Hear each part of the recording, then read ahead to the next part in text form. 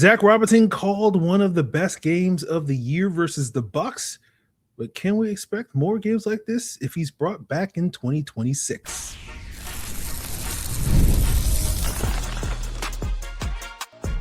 You are Locked On Falcons, your daily Atlanta Falcons podcast. Part of the Locked On Podcast Network, your team every day. Welcome back to Locked On Falcons, part of the Locked On Podcast Network, now the #1 sports podcast network in America, which means it's #1 on the planet, which means it's #1 in the galaxy. Of course, I'm your humble host, Aaron Freeman. Been covering the Atlanta Falcons for almost 2 decades, formerly at FalcFans.com, RIP. Still going strong on the Locked On Falcons podcast, your daily Atlanta Falcons podcast. And today's episode is an all-22 review of the Falcons' Week 15 win over the Bucs. We'll be praising Zac Robinson's play calling and whether it's possible that he could do even better if we gave him a third year in 2026. We'll talk about the why behind Kyle Pitts' monster performance against the Bucs and why he probably shouldn't be back in Atlanta in 2026.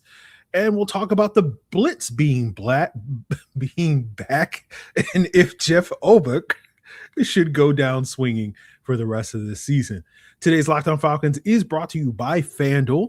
If you want to be right in the middle of the action this season, visit FanDuel.com and place your NFL live bets all season long. So before we get into the all-22 review, I do want to say that games like this were very entertaining to watch live, and they're very entertaining to review on film.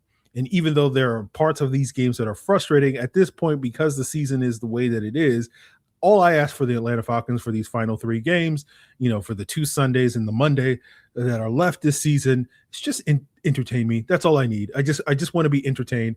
And so if it's going to be these wild roller coaster rides of a football game, then so be it, as long as you are entertaining. So talking about Zac Robinson's play calling.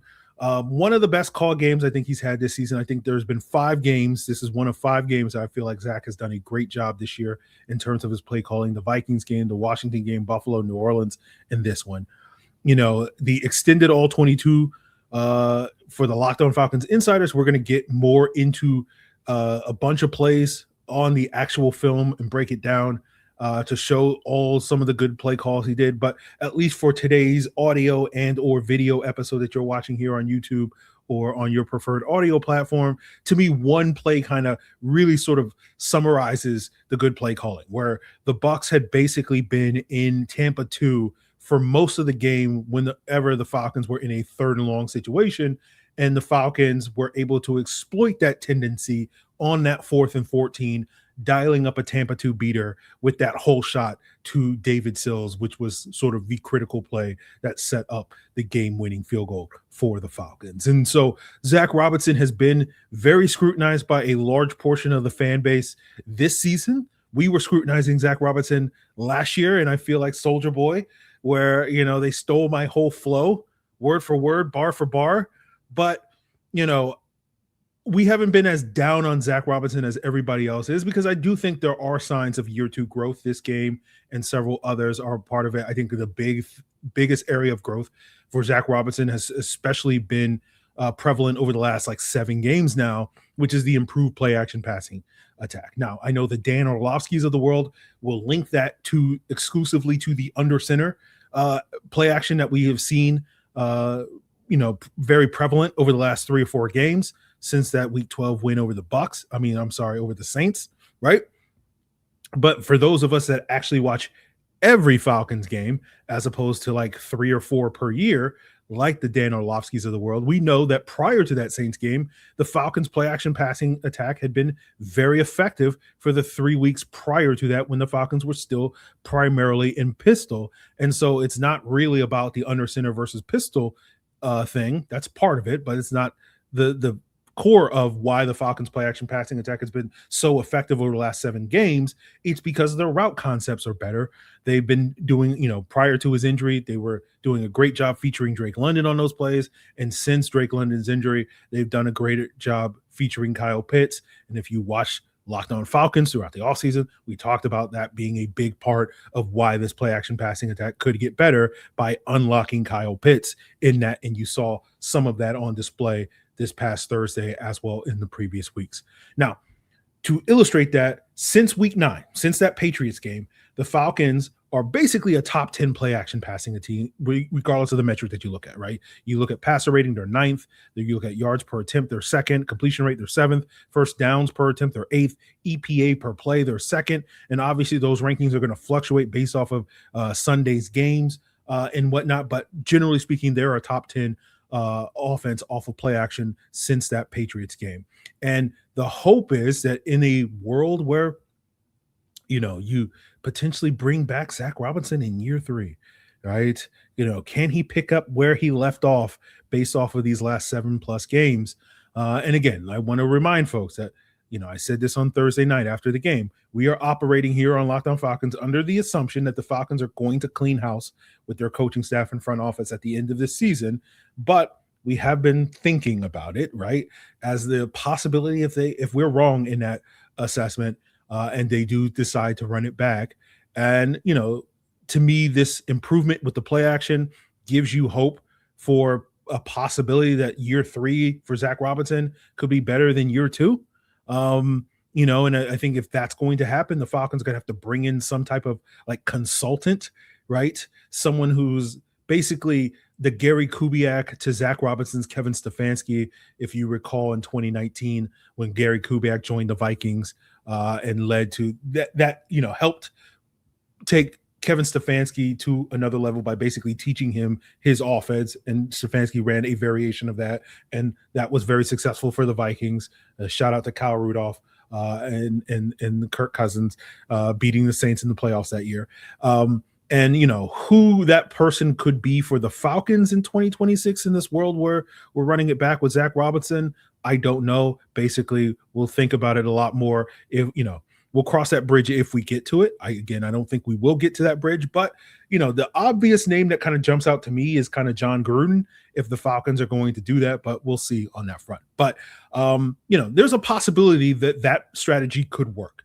The problem, I think, and we'll explore more of this as today's episode goes on, I still think you're probably only looking at like an 8 or 9 win season at best under those circumstances, right? And that's based off of pretty simple math that I'm doing, where if we're saying, okay, Zac Robinson has called basically like 12 well-called games in his tenure here in Atlanta, right? 5 this year, Minnesota, Washington, Buffalo, New Orleans, and this Tampa Bay game. And then 7 last year, which were both Bucs games, both Panthers big games, Dallas, Minnesota, and probably the Giants, right? And the Falcons are like 10-2 in those games, so they've won about 85% of their Zac Robinson's well-called games. There are 19 not so well-called games, and the Falcons are 3-16 in those games, so they've lost about 85% of those. And so you have about 40% of the games are well called by Zac Robinson, 60% not so well called. And if you map that ratio onto another 17-game season in 2026, that would mean about 7 well called games where the Falcons would go about 6-1, and 10 not so well called games where the Falcons would win 1 or 2 of those games. And so that's where you get to me where it's like, okay, you're probably looking at like another 8-9 season at best. Now, to me, if you're going to really put yourself in a position to make the playoffs next year with Zac Robinson, you're going to have to flip that number in the sense of about 60% of your games or more are going to have to be well-called games. And you're going to have to continue to win, over 85% of those games, and then hopefully win more of the not so well-called games. And, maybe you could do that with improved defensive performance or something like that, improved special teams or whatever the case may be. But, while I think that's possible, I don't think that's necessarily a good bet. And so I look at, bringing back Zac Robinson, there is some upside, but I don't think it's as much upside as we would like to believe it is. And so, I think especially when you look ahead to, the potential opponents that you're going to face in 2026, 60% or more of those games are going to be coming against quality defenses as things look today. It's going to be really hard to really flip that number, in my humble opinion, without significant growth from Zac Robinson, this offseason. And so that's going to get us into, more of a conversation about the upside of the Falcons in 2026 when we talk about Kyle Pitts' big game against the Bucs and what that means for whether or not he should be brought back in Atlanta? I think the answer is no. Kyle Pitts should not be an Atlanta Falcon in 2026. I'll explain why as we continue today's Locked On Falcons. Today's episode is brought to you by Aura Frames. If you're shopping for the perfect gift this holiday season, something that's meaningful, personal, and guaranteed to get that positive reaction, Aura Frames is the gift that delivers every time. It's not just something you wrap, it's a way to share the memories, because Aura isn't your average picture frame. You can preload the frame with photos before gifting it, so when they plug it in, the memories are already there. There's no apps to figure out, no setup headaches, just instant smiles. It is the perfect gift for grandparents, parents, newlyweds, anyone that loves photos. And for a limited time, you can save on the perfect gift by visiting auraframes.com, and you'll get $35 off Aura's best-selling Carver mat frames, which were named #1 by Wirecutter. And you can do that by using promo code Locked On at checkout. That's AURA frames.com, promo code Locked On, and this deal is exclusive to our listeners, and the frames sell out fast, so order yours now to get it in time for the holidays. Support the show by mentioning us at checkout. Terms and conditions apply. So thank you once again for making Locked On the #1 sports podcast network in the galaxy. It is because of you, the everydayers, and the everydayers can show much more of their loyalty and admiration for this Locked On Falcons and Locked On Podcast Network by joining the Everydayer Club, where you get exclusive access to an ad-free version of this show. You get exclusive access to a Locked On Discord server, and you get exclusive access to, a Locked On merch store. So, just in time for the holidays, right? And you can join the Everydayer Club at the link in the description below for $5 a month or $50 a year. Again, that link in the description below at lockedonfalcons.supercast.com. So, obviously, Kyle Pitts was one of the biggest stars of the game, if not the biggest star of the game, as he often is against the Tampa Bay Buccaneers.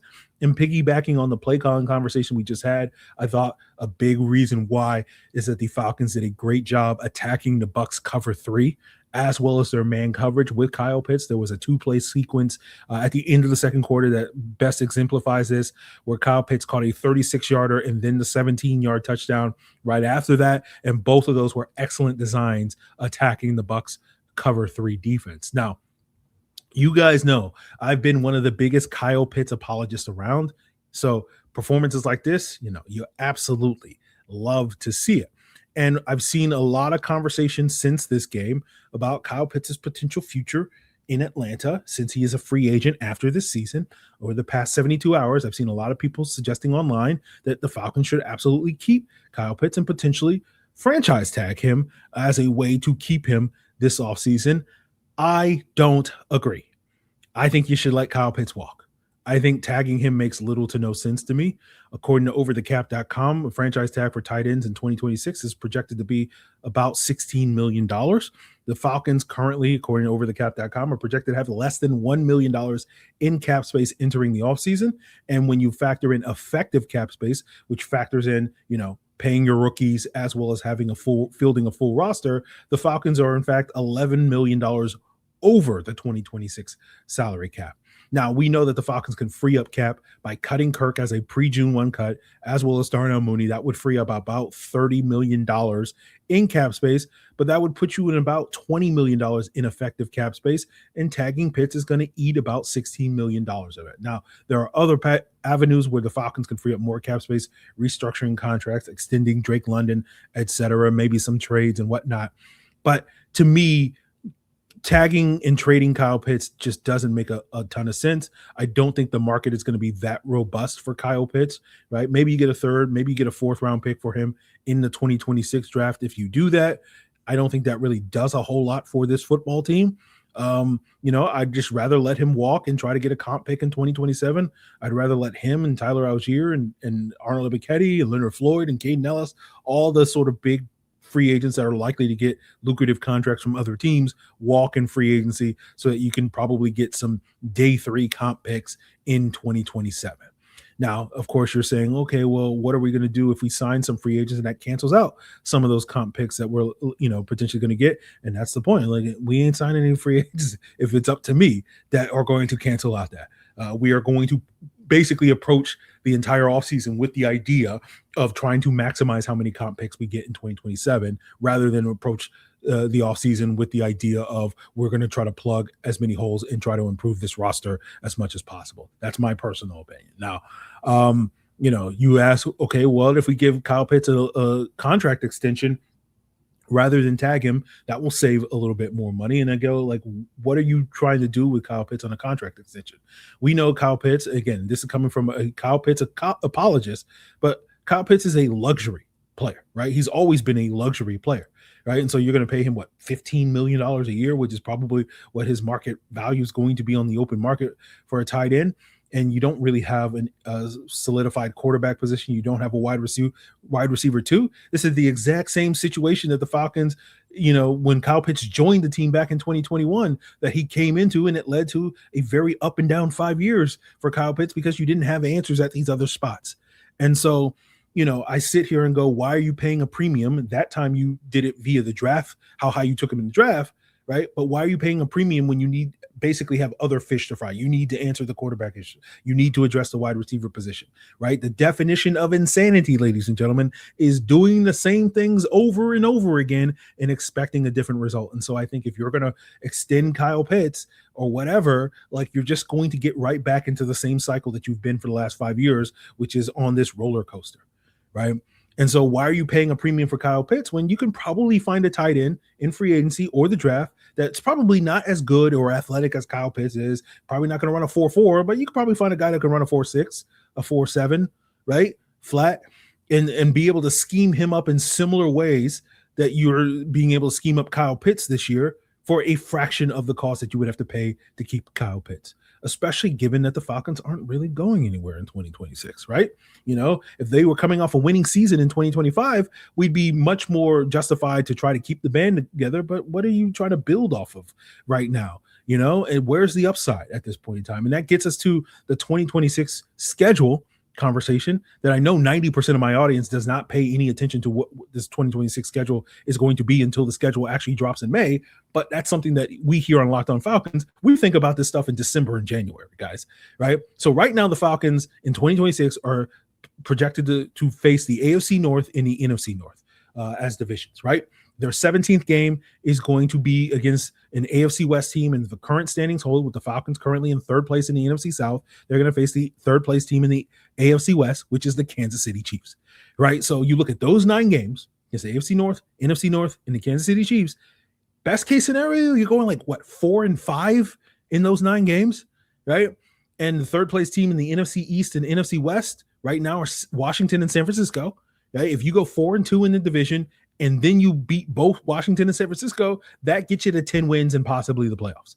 If you split with Washington and San Francisco, you got to go 5-1 in the division to make the playoffs. And if you lose both games to Washington and San Francisco, which is definitely a possibility with the team as it currently is constructed, you got to go 6-0 in the division to make the playoffs, right? And so basically what I'm sitting here arguing, guys, is everything has to go right just for you to get to a 9 or 10 win season. And we know everything's not going to go right. It never does, right? You basically can't afford any panic setbacks, any significant injuries across your roster. You got to get an upgrade in play calling, all of those things. You got to check so many boxes just to get to 9 or 10 wins as your ceiling. And basically, we know that the reality is you're not going to reach your ceiling. You're probably going to wind up being somewhere your eye level or closer to your floor, which is like 6 to 8 wins in 2026. And I know there's going to be a lot of people disagreeing with my math, but I'm saying, like, these are the same people that have been sitting here telling you for 3 years that the Falcons are going to win 12 or 13 games. So I feel like my math is a little bit better than those people's math, right? And so I sit here and I go, what's the point, right? Why are you fighting gravity? Gravity is pulling you down towards the bottom of the league, right? As Blade said, right? Some mofos are always trying to ice skate uphill, right? Don't be Deacon Frost, ladies and gentlemen. The Falcons need to stop being Deacon Frost and stop trying to ice skate uphill, right? What are we trying to salvage in 2026? Whether we're keeping Pitts or trading him for 2026 assets, let him walk, let the other free agents walk, get 2027 comp picks, right? And you're going to be drafting a new quarterback in 2027, which I know is going to be a controversial take to some people, but like you need to accumulate the ammunition you need to either be in the position to trade up for that quarterback if need be in 2027. And so you need 2027 ammunition. And then you also need those picks that if you have to give up draft capital, you still have plenty of picks to actually go about and solve your problems, to have the draft picks to legitimately try and solve problems in 2027. That's why you need these comp picks, right? And again, it's not to sit here and be like, oh, 2026 is completely a throwaway season, but you got to take your medicine in 2026, right? And taking your medicine does not include paying Kyle Pitts all this money, right? And if it is a throwaway season, the reason why you're throwing it away is because a certain terrorist in the Falcons front office already threw it away because we sat here a year ago basically saying we got to see if Terry can dig himself out deeper. And Terry was like, I'm going to dig even down, right? The way up is down. Like, no, Terry, it's not, right? And this gets to basically what I've been harping on these last few days and weeks is the reality versus the perception with this team, where the reality is that this is like a 6 or 7 win team. They are now 7-10 in the last 17 games. Right. And the perception is that this is really a 10 or 11 win team. Right. And that's not reality, ladies and gentlemen. And Kyle Pitts to me kind of embodied this, whether we're resigning him to do what, whether we're tagging and trading him to do what, just let him walk. Give me the ammunition in 2027, not 2026. We're not going anywhere in 26. Just skate downhill in 26. If you get my drift, right? I want to see Kyle Pitts ball out for the remainder of the season. And then I want to see Kyle Pitts ball out somewhere else in 2026. That's what I'm hoping for as a Kyle Pitts apologist. And, we'll see if he does that and the Falcons follow my advice, and they probably won't. I already know, right? I'm already setting myself up for disappointment this offseason and a bunch of complaining come March and April when the Falcons are like, oh, we're going to do stuff, right? I already know. I get it. I'm just laying out what the reality is going to be. So, we'll see if Kyle Pitts is balling out in the future. This defense balled out at certain points, large part due to them bringing back the blitz, and we'll break down why this defense should continue to hammer the blitz for the remainder of this season, where there is upside, at least in 2025, if they do that, to wrap up today's Locked On Falcons. So NFL Sundays move fast. We're one big play and suddenly everything feels different. That's what makes live betting on FanDuel, today's proud sponsor, so exciting. You're not just watching the game, you're reacting in real time. Well, on FanDuel, you can place live bets as the action unfolds from every drive, every momentum swing, every highlight reel moment. Live betting is best when the game starts to shift, when that receiver gets hot, when that defense tightens up, or when that momentum flips after a turnover. And FanDuel is going to let you jump into those moments with their live spreads and money lines that adjust instantly, player props that update as guys heat up, or you can bet anything from the next touchdown to the next drive results to totals and so much more. It keeps you locked in every snap, every drive, and every possibility. So if you want to be right in the middle of the action this season, visit FanDuel.com, download the FanDuel app, and place your NFL live bets all season long. FanDuel, the game moves fast, and so can you. So we're not going to spend a ton of time of this on the defense, but, the blitz was back, baby. All right, Falcons had 5 sacks in this game against the Bucs. 2 of them came on blitzes, but they had 2 sacks negated by penalties. Both of those sacks came on blitzes. The Falcons had a 41% blitz rate based off my charting in the first half, a 27% blitz rate in the second half. They came out swinging. They basically blitz on every pass play for the first 2 series of the game, or going the first series of the game and then going into the second series of the game. And then Mike Hughes got injured. And then basically they really dialed back the blitz after that point in time. And I think that was a contributing factor to why the Bucs started scoring points, right? In my humble opinion. And so I sit here and I go, Jeff, got to go down swinging, my guy. We got to keep this heat on these quarterbacks, right? We talked about this with Jarvis Davis after that Carolina game, where we talked about how the Falcons kind of went away from their identity in that game and were much more passive, rushing 3 and all that stuff and playing coverage. And it's like, this is not how you win. This is not how you have won at all this season. Embrace your identity, right? You're a blitz happy, man heavy team. Run with that. They were able to do that, I think, early in this Bucs game. It was effective. They kind of dialed back, and it stopped being as effective because I think this is what their defense is. Now, again, a big part of that was the injury to Mike Hughes and with Kobe Bryant. But I sit here and I go, like, whether it's Mike Hughes, whether it's Kobe Bryant, whether it's Natron Brooks, it didn't matter who the CB2 is this season. They're all getting cooked. So might as well just keep doing it. What changed in this Bucs game was that AJ Terrell also was getting cooked in this game. But, I think you got to sit here and be, very aggressive with the blitz moving forward. I think part of that with the Bucs is that the Bucs statistically have been very vulnerable to the blitz, much more vulnerable than any of the Falcons' remaining opponents. But Jacoby Brissett has been one of the most sacked quarterbacks in the NFL against the blitz, right? You're probably not going to be able to blitz Matthew Stafford to much effect. We'll see, right? But then I think in week 18, basically I'm saying get after Jacoby Brissett next week, and then, try with Matthew Stafford, and he'll probably carve you up. But, hey, go down swinging. And then week 18, I want to see you get after Tyler Shuck to close out the season. And right now we know the Falcons have 48 sacks. And I say, be aggressive. Let's see how far we can push this. Let's see if we can get to 60 sacks, right? 12 more sacks. That means 4 more per game. I think that's doable, right, if the Falcons are aggressive. And so I say to you, Jeff Ulbrich, what do you have to lose? Go down swinging, my guy, right? You can, again, are you going to be back next year? Who knows at this point in time? But if you can sit there and say, I got the Atlanta Falcons to 60 sacks, then they'll build a statue in front of the stadium for that, right? And even if it comes in like a 5-win season or whatever the Falcons wind up being, like, again, still an incredible achievement. So I sit here and I go, Jeff, just go down swinging. Just dial up as much blitzes as you think is humanly possible. Again, I'm not suggesting that they blitz every single snap, but it is one of those things where, like, I don't want to see these conservative 4-man and 3-man rushes, outside of very specific circumstances. So we'll see if the Falcons can keep this pressure going. Again, like, I don't think whoever's playing corner for you should be affecting your ability to dial up blitzes is basically what I'm getting at. So we'll see if the Falcons continue to do that. We'll be looking at some of the Falcons blitzes as well as their rookie defensive players on the extended all 22 review. We'll be breaking down the actual film for the Locked On Falcons insiders rather than just, as so many of you everydayers, which we appreciate, you're listening to me talk about this or watching me talk about this on YouTube or wherever you get your podcast, right? But the Locked On Falcons insiders, these are the visual learners, right? They get to see the film and the plays that I'm talking about. So we'll be looking at the rookies as we have done the last couple of weeks, right? We'll look at Rook and Dorless as well. We'll look at Kobe Bryant this week as well.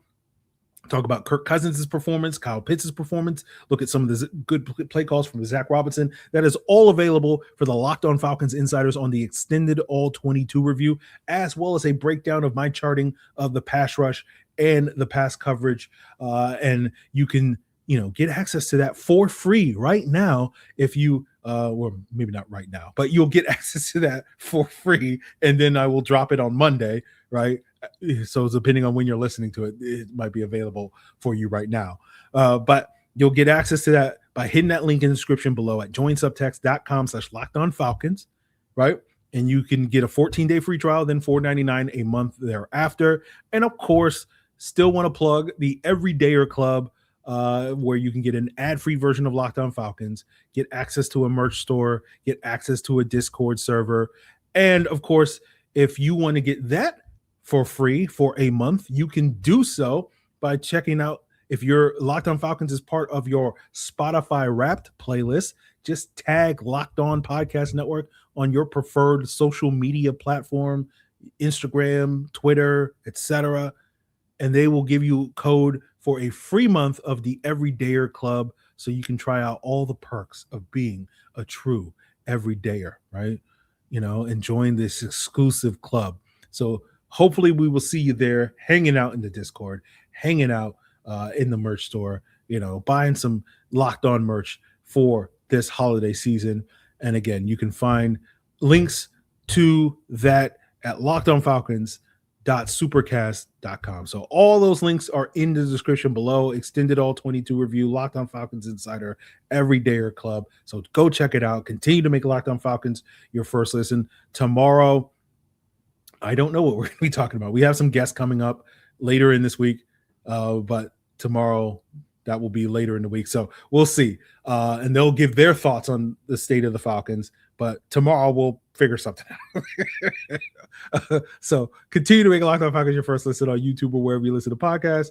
And of course, for your second listen, check out the Locked On NFL shows that will have all the lowdown on all the Week 15 action if you missed any of it. 2 shows daily. It is all part of the Locked On Podcast Network, now the #1 sports podcast network in the galaxy.